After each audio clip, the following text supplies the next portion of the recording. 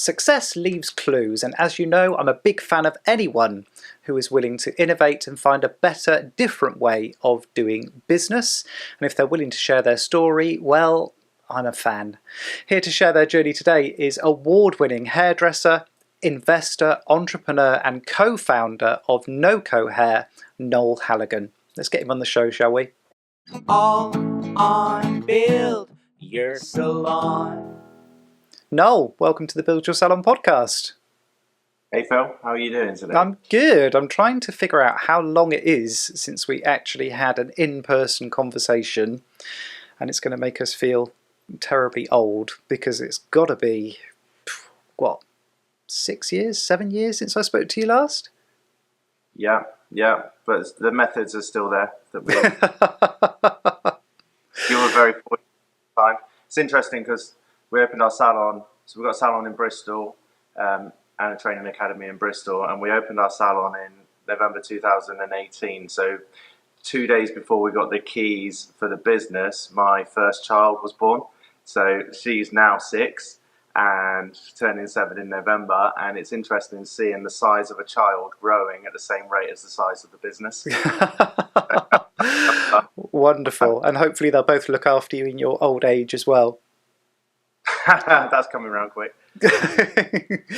So for people that don't know you, why don't you share a little bit about who you are, where you're from, and a bit about your journey? Yeah, thank you. So my name's Noel Halligan. I am, as we just mentioned, a salon owner of a hair salon in Bristol. I'm the co-founder with a lady called Corey. So we own a business called NoCo Hair, which is Noel and Corey. We opened up in 2018. Like I say, it's been a roller coaster of a journey.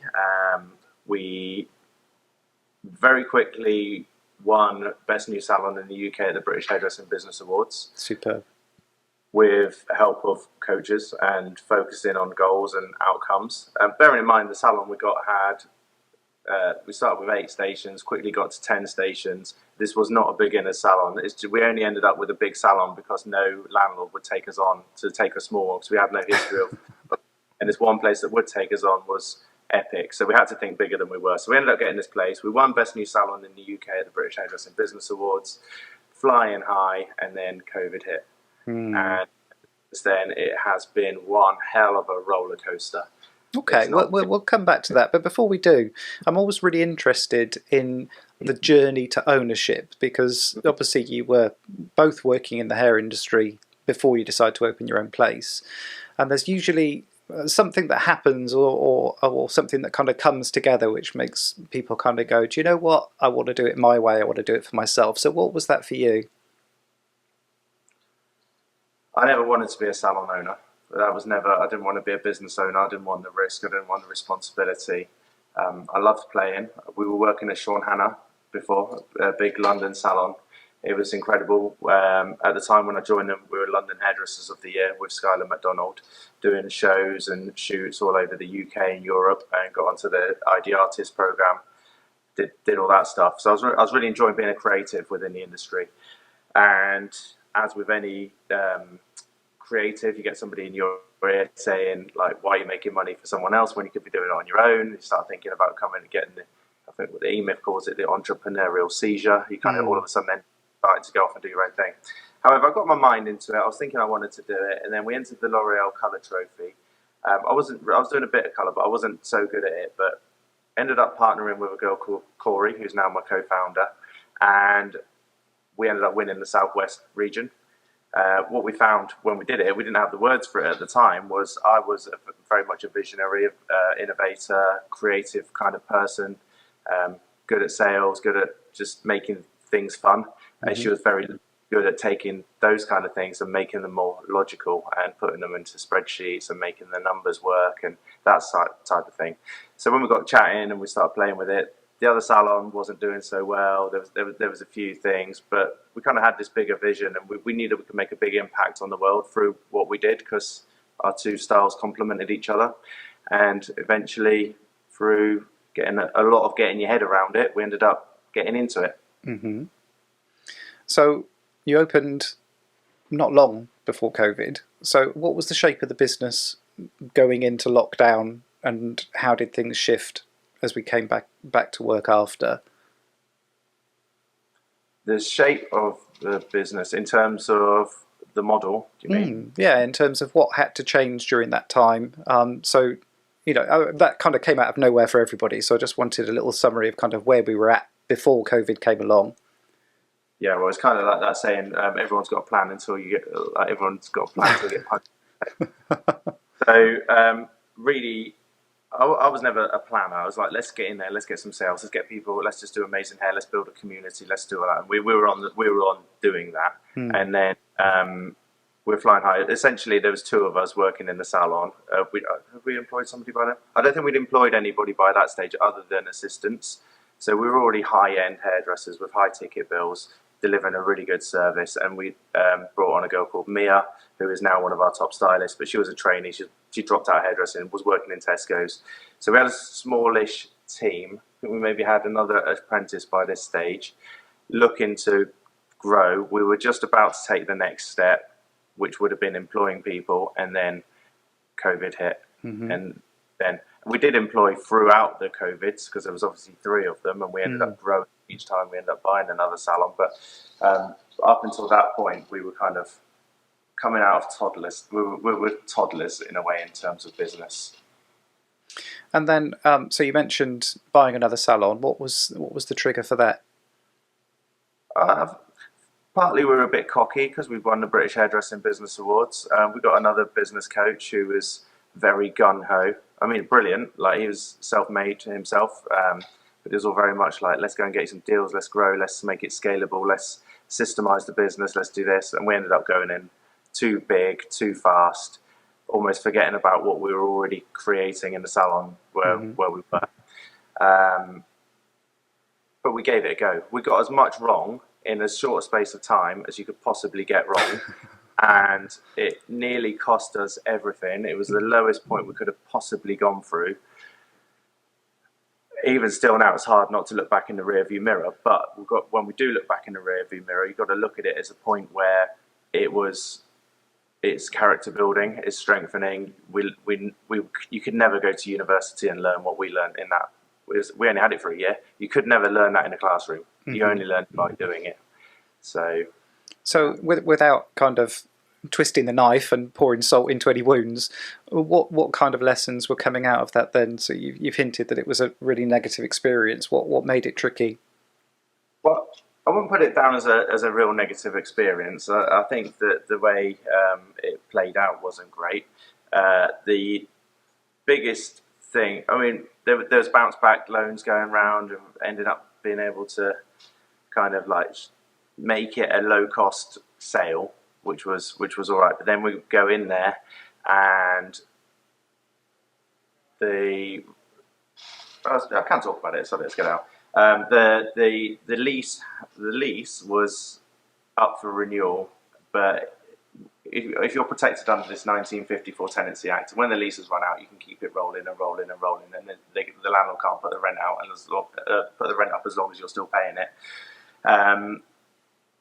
But the rent was double the price of what it should have been, right? Because done a refurb 15 years ago, and they continued to keep paying that. So we said to the landlord, okay, that's fine. We went and got surveys done, all this stuff. Should have gone down half the price, but the landlord was horrible. They wanted to double it. They wanted to put it up by 10 grand on top of what it actually was. And then we were having this battle with the landlords, and essentially it was like, that was horrible. And then you got a team of people who hate you because you want to do good for them, but then they've got issues that aren't hair related, and you're spreading yourselves way too thin across multiple sites, and you're literally trying your best, but these people aren't getting what it is they feel like they need. And then you've got some people saying, look, I know you're not going to change things, but please can you change it, because we really want this. It's been the same for too long. So you come in, and we did a refurb. We got it all looking amazing, spent a load of money on it, and then the general thing afterwards is like, I know, it's just not as it was. It's not the same as it was. So the biggest lesson I've probably learned from that is, when it comes to change management, slow is fast and fast is slow. So really got to ease it all in. And we went in way too fast. We just changed things too quick for the people that were already in there. and it resulted in them turning negative against us as owners when we were really absolutely just trying our absolute best. So, but yeah. It's that reconciliation of culture thing as well. I think whenever you take a business over, you're inheriting so much which isn't your way of doing things, or your attitude to change, or your attitude to innovation. And I can see why that might be a problem, knowing that you're someone who loves to innovate and loves to change things and loves to move that business conversation forward. So are we now out the other end of that? Is that gone? Have we got rid of the second salon? Are we back down to one again? Or yeah, only just. I mean, financially, we're still recovering from it. We're pretty much out the other side of it. Like we've stabilised it. We built a moat around our Clifton salon, and like literally, it was like my second child was being born at the time when that was going on. You're dealing with liquidators. You're dealing with all this other stuff. You've got a child that's being born. You got team members that are about to have babies themselves. It was a real horrible situation. But at that time, just when I thought we were at our absolute lowest, we were in the salon, and these people came in and said, look, we're from the BBC. We're doing a program called Interior Design Masters. We'd really like to do your salon up. And we were like, okay, cool. And they're like, wait, it's on a Friday and Saturday in a couple of weeks. And like, the show's really good. It'll be aired on BBC. It's like prime time. We're like, well, we like our salon as it is, and we're trying to save it. We haven't got any money, so no. And then they kept coming back. They came back 3 times, and eventually they talked us into it. And it aired a little bit later than it should have, because the World Cup was on in Qatar for football for some reason in the winter. They aired it a few months after it should have gone out, but after that, it just catapulted us into everybody kind of knowing who we were, what the salon was. It gave everybody an insight into the salon, and they did a really good job. It was amazing. What a brilliant experience, and how lovely that, you know, just when you're at the lowest ebb, somebody comes along and kind of throws you a line. Here's another one for you then. So that is somebody mentioned around that time. They said when you feel like you've hit rock bottom, that's a really, really good place to be, because the only way is up. You can't go any lower. So at that moment, it was like, okay, cool. So what can we do to go forwards? And in that moment, this thing showed up. It was amazing. Randomly, the same weekend, I ran the London Marathon, which was good community building stuff. But I thought I'd do it in fancy dressed like a whoopee cushion. As you do. So, these things happen. But at the same week, that was the same weekend that it aired on BBC. But I didn't realise when I ran the London Marathon, I was one of these people that were tracked on the way around. And then I got to 18 miles, and when I was all wobbly and a bit tired and hitting the wall, they said, come over here, do an interview.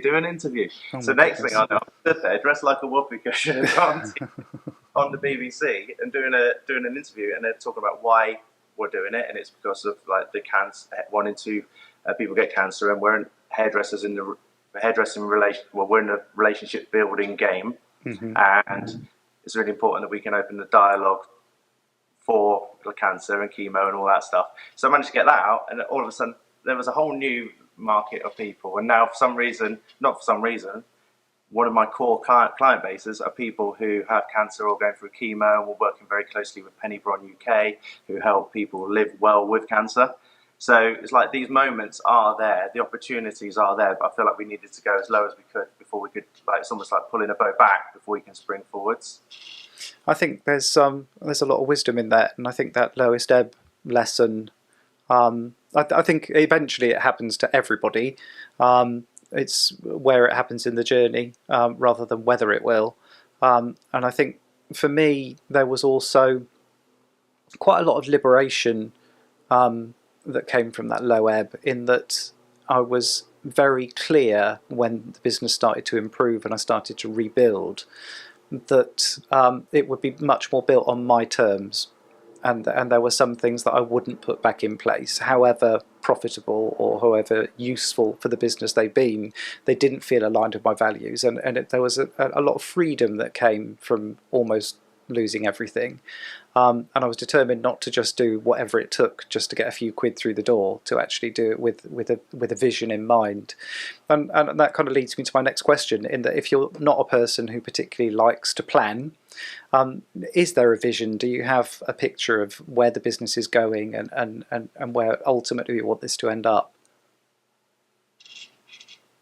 Yeah, I think the world's changed a lot now. The rate things are changing is huge. Like we can't you like I said, we'd mentioned you can't plan for a lockdown. You can't plan for AI coming out. You can't plan for all this other stuff. We don't know what the next thing is. We don't know what the next social media is. We don't know what the next business model, employed, self-employed is. We don't know what the next tax we're going to be lumped with or tax relief we're going to get. All that type of stuff. Originally, we wanted to be the #1 hairdressing brand in the UK, and we put the metric on of having 50 salons around the place. We worked out there 50 cities in the UK, so we thought we'd have one in each, and that would be really good. But now we're moving forwards with more purpose rather than metrics, but keeping the goals there, but much shorter. Let's get to the next stage. Let the flags in the ground are much shorter. So what can we do within a year or 6 months rather than planning for 5 years? Because I think we've given up on the fact of knowing what the ideal situation is in 5 years. I know now, realistically, being geographically tied down to a place is really difficult, particularly when you're in the UK. The taxes are really high. You've got rents, you've got the rates, you've got the employing the staff, you've got all this other stuff that comes with it. So getting more psychologically close to people is a new thing that a lot of people are getting their heads around, and that involves the training and getting the values out there and getting content out there and monetizing other areas. So the goal of having the 50 salons isn't right there right now. But the goal of setting up an online training platform, not necessarily just online, because we want to build our community within the Bristol area, but we've got space. We're closed on Mondays. So right now we're setting up our academy. It's already set up. We're finalists for Educator of the Year, the British Hairdressing Business Awards. We've got something really special going on. Now it's our duty to bring that into our local area and then spread that out. And then from there, if we can bring back the geographical salons and help people that way, then we will. But right now it's about helping on a smaller basis, but to more people, if that makes sense. Sure. Yeah. Okay.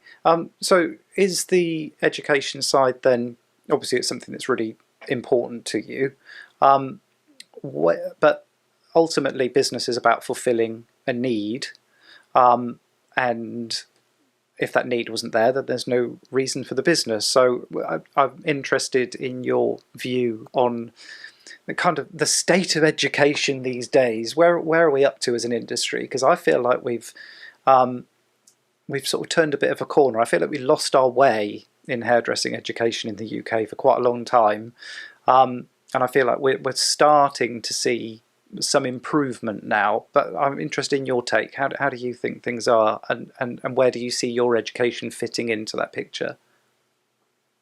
Okay. How do I be nice about it? It's fucked. I don't like it. The NVQ is, like, in my opinion, a waste of time. For me, education isn't always about getting people to know more stuff. It's about getting them to behave in a way that they don't know how to behave. So to be able to communicate with somebody who's going to be sat in your chair and you're going to be able to really understand them and their needs and then deliver a result that's going to get them to come back 6 to 8 weeks down the line is what we need to be looking at. The NVQ is teaching outdated techniques to people and not giving them the communication skills that they need to be able to come into a real life salon environment and deliver great results. So I suppose that's the joy of having apprentices who are working in the salon and going 1 day a week. They should be learning that in there. But realistically, I mean, our girls were perming the other day. Fine, like, I saw the benefit in the dexterity. Like they were making really lovely clean sections, wrapping the perm papers around the rods and rolling it all up. The dexterity was really good. That will really help them when it comes to hair up. We've never done a perm. I've been hairdressing. I dropped out. I came back into hairdressing, let's say, 15, 16 years ago now. Never done a perm. So why are they still doing perms? Like, people, like, do people have them? I don't even know. Like, it's not even a thing we get asked for.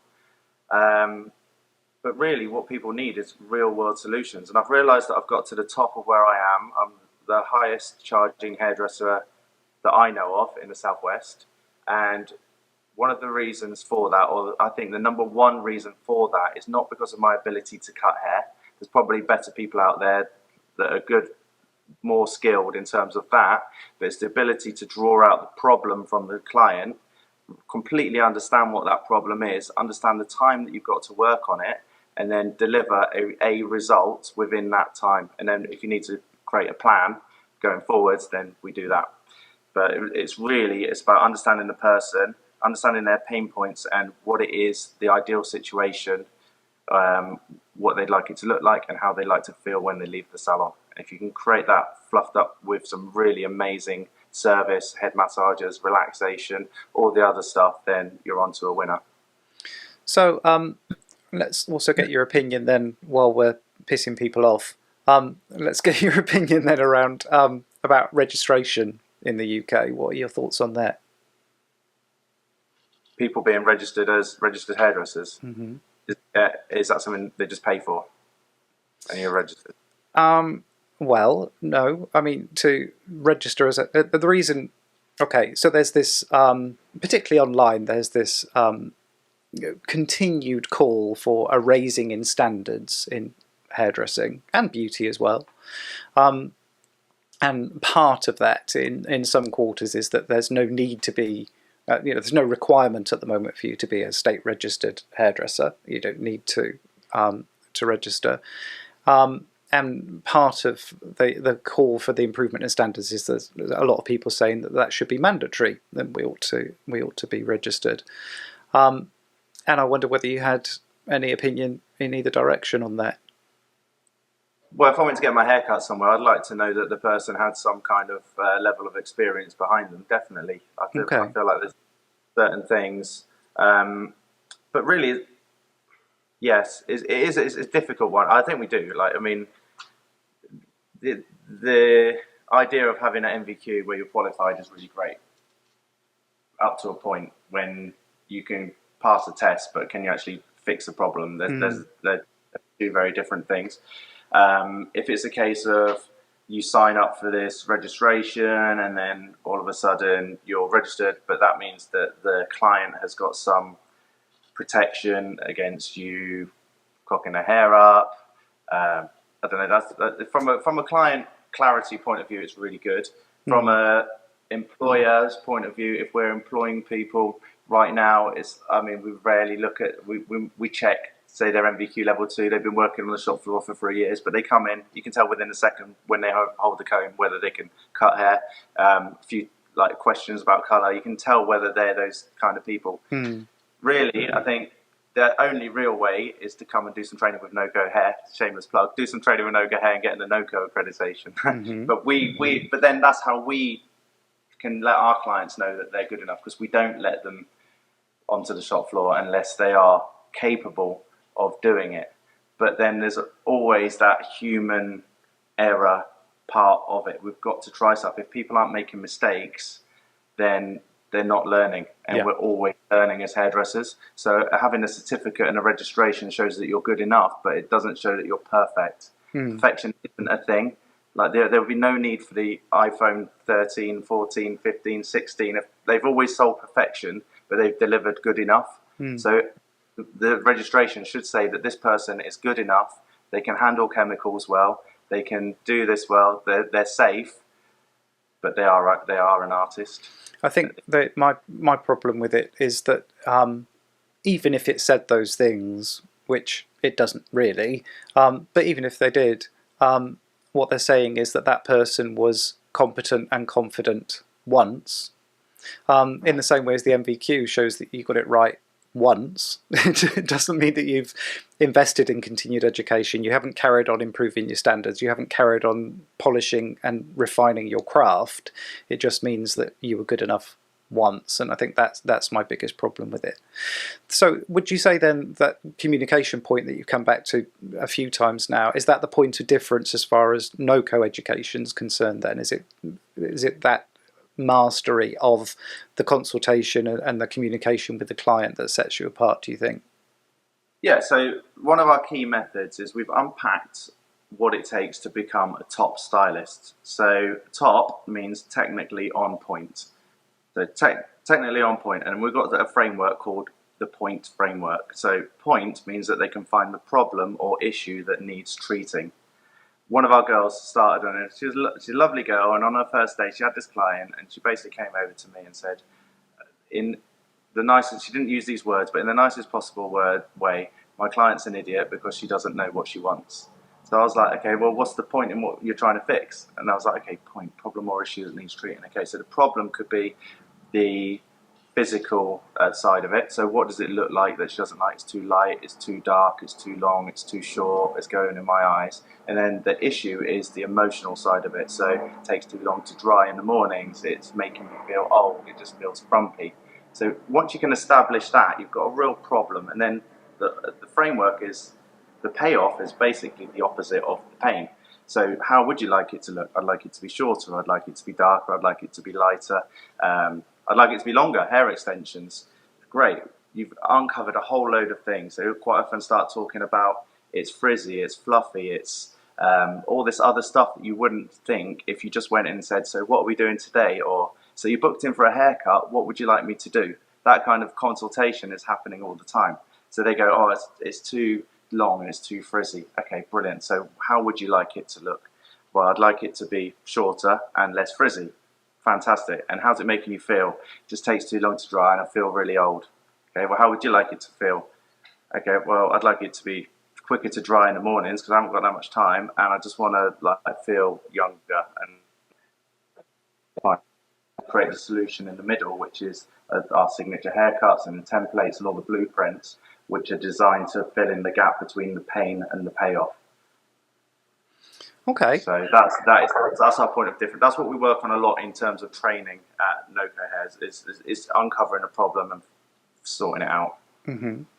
So we've taken that innovative approach to training them, but that's not the only area of the business where you're making a change. And what I alluded to in my introduction is I really enjoy talking to people who are looking for a different way of doing business. And I've always felt that there shouldn't be any part of the business which is sacred. Everything should be up for discussion, up for being torn apart, put back together in a better way.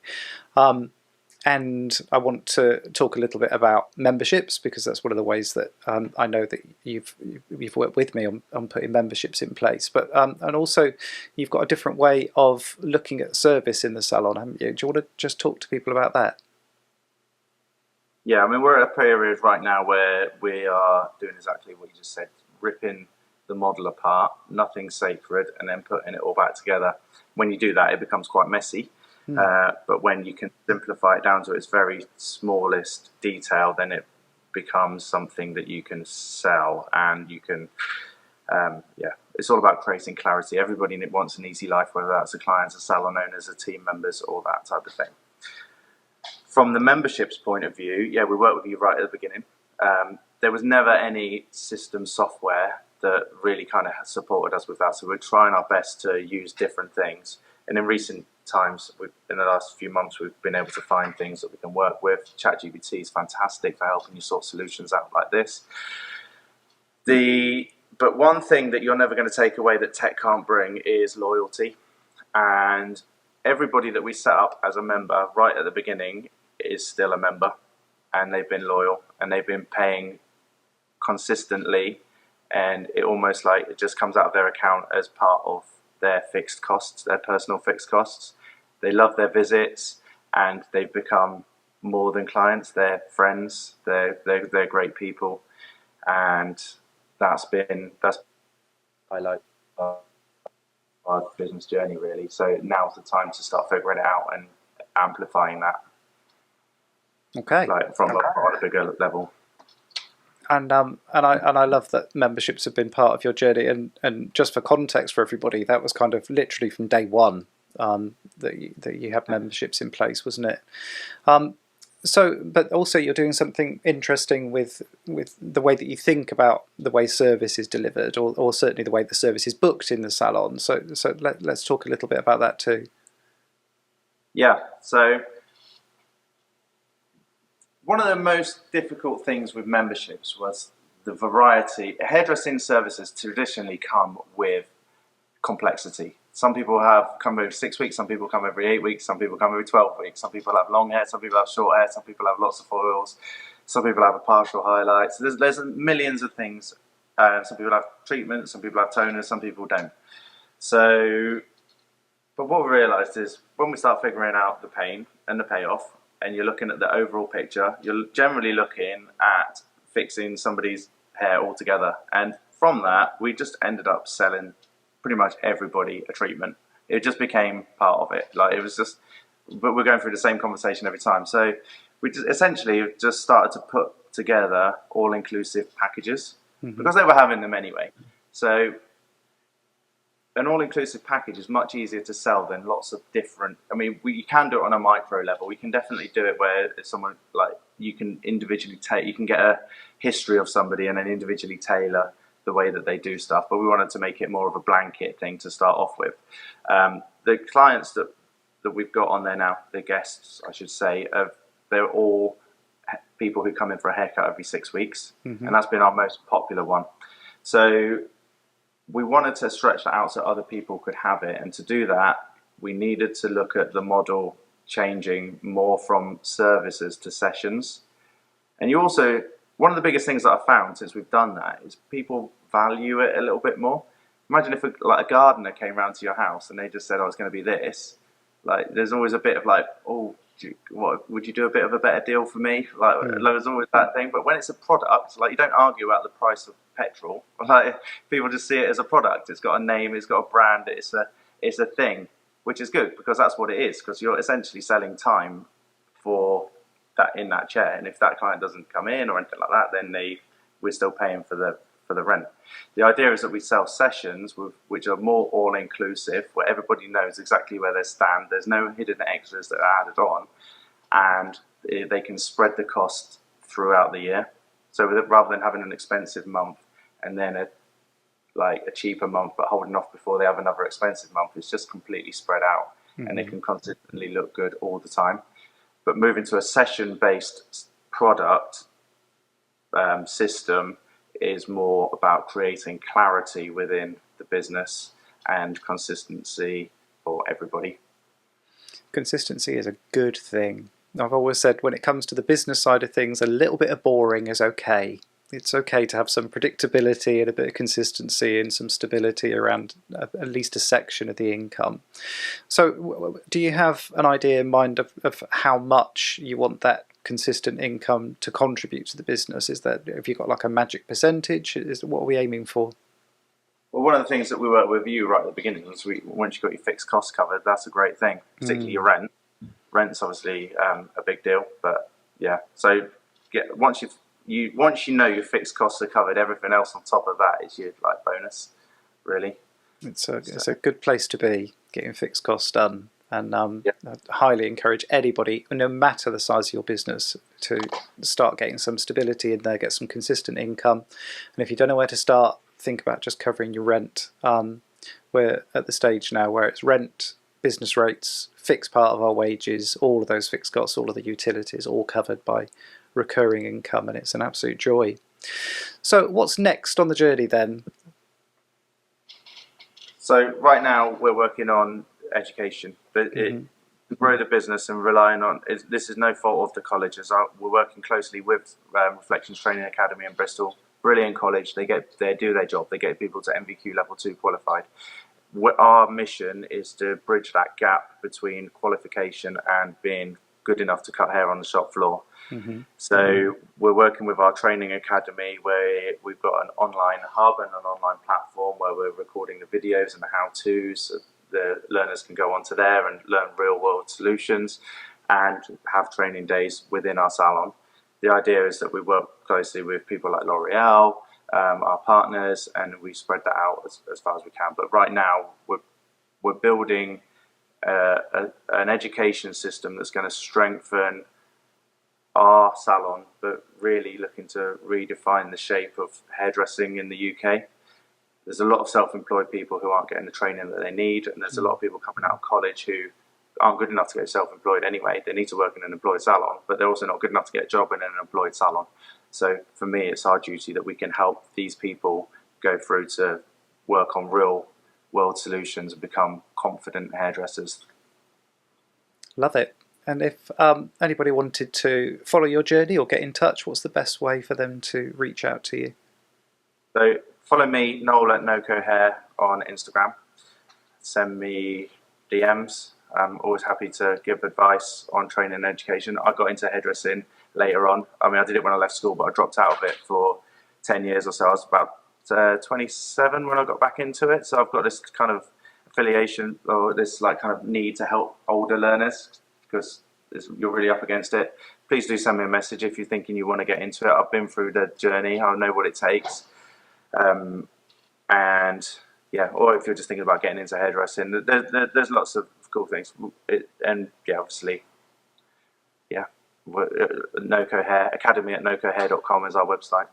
Superb. And I want to finish with my 3 quick fire questions. I've started letting people know what these questions are ahead of time now. It used to be a surprise, but there's too many episodes now and everybody knows what's coming anyway. So you had a chance to think about them. But what's the best piece of advice that you've ever been given? I didn't think about these before on purpose, but I'm Okay. going to think just for 1 second. What you're not changing, you're choosing. That's a real powerful one. I love that. I have a version of that which I live with every day, which is basically anything in your life is there because you chose it or you allow it to continue to be. And it's hugely empowering to think in those terms, I think. I love that. It's also kind of scary because it means everything's your fault. but it empowers you then to make the changes that you need to. I love that. So you've been through a lot, some tough times and ultimately some great stuff too, and lots more to come, no doubt. If somebody was inspired by your journey, what piece of advice would you leave behind for them? Another great question. Regret only comes at the end. Like, don't leave anything out there on the table. It is all or nothing. Go all in. Like, you're going to make mistakes. You're going to piss a few people off. But you're also going to improve a lot of people's lives by you going out there and becoming the best version of you. Just don't get to the end of something and regret not taking that chance. I love that too. And you've been in the industry for a fair time. You've done a few turns of the square. What's the best thing about working in the salon industry? I think it's the unlimited success. There's no limit to how far you can go, and there's always new things. I mean, I always look at the food industry and think, God, imagine like being in Africa and smelling the food and tasting the food over there, and then being in South America and all that. But it's exactly the same from a hair point of view. You can travel, you can done hair all over the world now, and you get to meet different people, and there's different textures, different fabrics, different techniques. There's all this amazing stuff, whether you're working on hair or within the business or just meeting people. So the fact that it's unlimited really in terms of resources and success, it's just an incredible industry. I love it, and I can tell that you do too. Just give people your Instagram handle again, because I'm sure people are going to be reaching out to you after they've heard your story. Nice one. It's Noel_Noco Hair. Noel_Noco Hair, and I'll put the link in the show notes too. Thanks so much for your time today, Noel. It's been wonderful touching base with you, and I'm sure we're going to get you back on the podcast again soon. Thanks, Phil. So there we have it, my conversation with Noel Halligan. What a wonderful guy, wonderful journey, and I hope plenty of inspiration in there for you too.